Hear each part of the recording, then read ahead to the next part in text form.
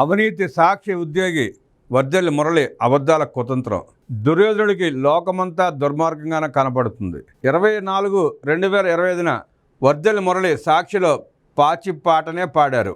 ఆయనకు దుర్యోధనుని పాలనలో ద్రౌపది వలువలు వలిచిన సీను మంచిగా కనిపించింది.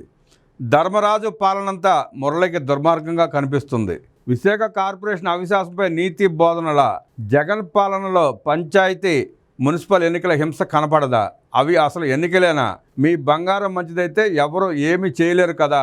పంచాయతీ ఎన్నికల్లో జగన్ ముఠా అక్రమాలు, బలవంతపు నామినేషన్ల ఉపసంహరణ 1045, ఎన్నికల కోడ్ ఉల్లంఘనలు 182, దాడులు 160, కిడ్నాప్లు 48, ఆస్తుల విధ్వంసం 118, హత్యాయత్నాలు 48, 3, పొంగనూరులో 85 పంచాయతీలకు ఏకగ్రీవాలు 85, మాచర్లలో 77 పంచాయతీలకు ఏకగ్రీవాలు 74, పులివెందులలో 108 పంచాయతీలకు ఏకగ్రీవాలు 90. పై దుర్మార్గాలు విశాఖలో కనపడలేదు కదా మురళి గారు? విమానయానం డీలా పడింది జగన్ పాలనలోనే కదా.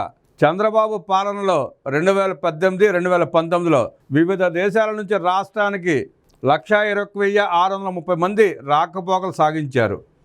23-24 జగన్ పాలనలో ఈ సంఖ్య 66,192కు పడిపోయింది.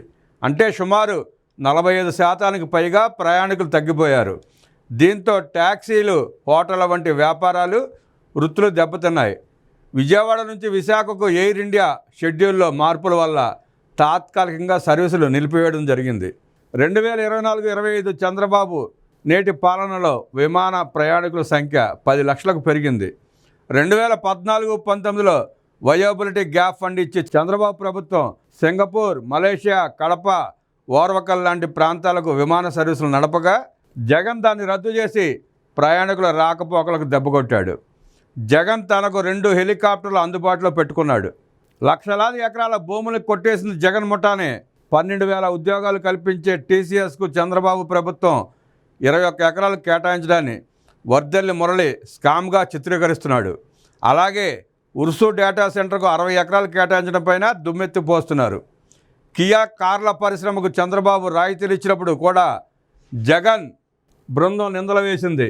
2017లో కియాకు అనుమతిస్తే 2019 నాటికే కార్ల ఉత్పత్తి ప్రారంభించింది. 2024 నాటికి 12 లక్షల కార్లు ఉత్పత్తి చేసింది. అందులో 18,000 మందికి ఉపాధి లభించింది.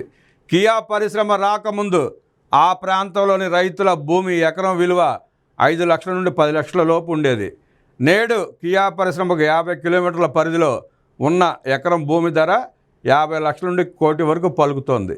కియా పరిశ్రమ కేంద్ర రాష్ట్ర ప్రభుత్వాలకు, స్థానిక సంస్థలకు వివిధ రకాల పన్నుల ద్వారా 10,000 కోట్లు చెల్లించింది.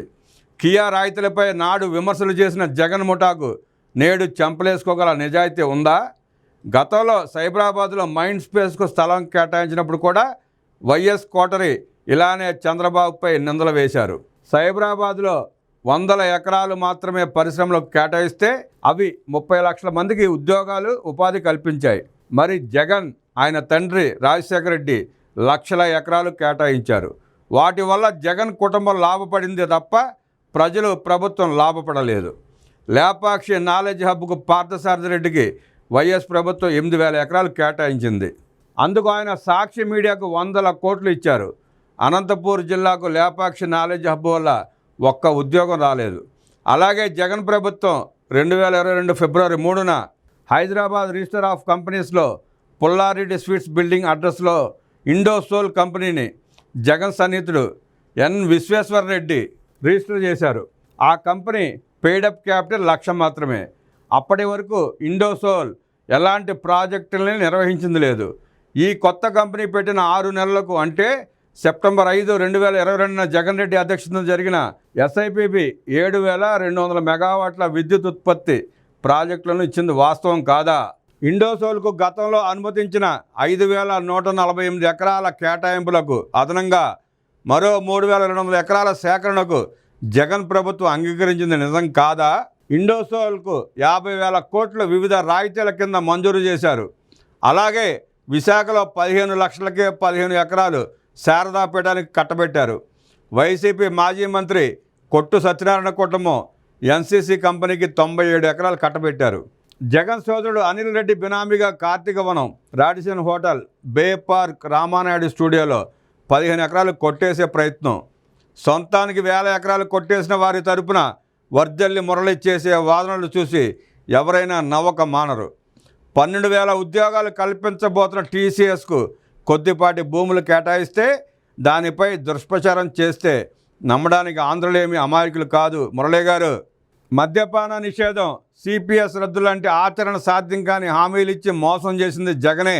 మద్య నిషేధం చేయకపోగా 60 ఉన్న క్వార్టర్ మద్యం ధర 180కి పెంచి పేదల సంపాదన 1,00,000 కోట్లు కొల్లగొట్టారు.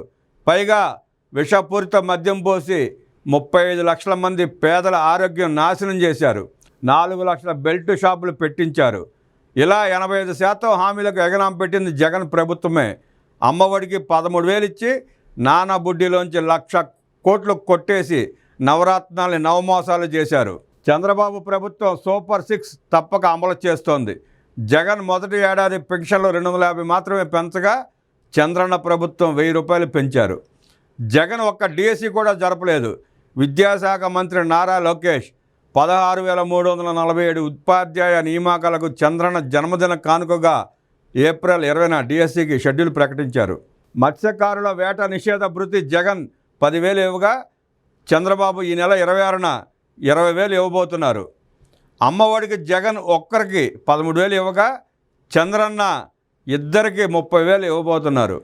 రైతు భరోసాకు జగన్ రాష్ట్ర నిధుల నుండి 7,500 ఇవ్వగా చంద్రబాబు అన్నదాత సుఖీబాబుకు 14,000 జూలైలోపు ఇవ్వబోతున్నారు. 1 కోటి మంది మహిళలకు ఉచిత గ్యాస్ ఇచ్చారు. ఇలా 10 నెలల్లోనే 50% పైగా హామీల్ని కూటమి ప్రభుత్వం అమలు చేసింది. సూపర్ 6పై సాక్షి మీడియా చేసేది ఒట్టి అబద్ధపు ప్రచారం మాత్రమే. విజన్ 2020 నిజమై సైబరాబాద్లో ఉమ్మడి ఏపీలోని 294 నియోజకవర్గాల వారికి 30 లక్షల ఉద్యోగాలు, ఉపాధి కల్పించింది. విజన్ 2020 వల్లే చంద్రన్న 15,000 మెగావాట్ల విద్యుత్ ఉత్పత్తి ప్లాంట్లు స్థాపించారు. ఇందువల్ల రైతులకు ఉచిత విద్యుత్ ఇవ్వగలుగుతున్నాము. గృహాలకు, వ్యాపారులకు, పరిశ్రమలకు కోతలు లేని కరెంట్ ఇవ్వగలుగుతున్నాం. ఇలా రాష్ట్రంలో అనేక అభివృద్ధి కార్యక్రమాలు నిజమై ప్రజల ముందున్నాయి. అలానే స్వర్ణాంధ్ర విజన్ 2047 విజయవంతమవుతుంది. కొన్ని గృహాలకే జగన్లా బోరు నీళ్లు కాకుండా నదీ జలాలతో ప్రతి ఇంటికి చంద్రన్న కుళాయి నీరు ఇవ్వబోతున్నారు.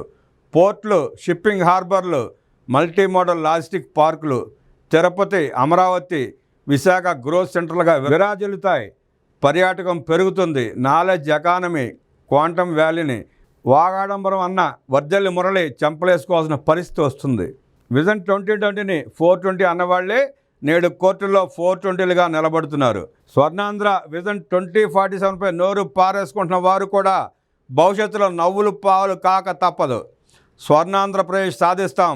తెలుగువారు అగ్రస్థానం పొందాలంటే జగన్ ముఠా అబద్ధాల ప్రచారాన్ని ఎండగట్టాల్సిన బాధ్యత ప్రతి పౌరునిపై ఉంటుంది.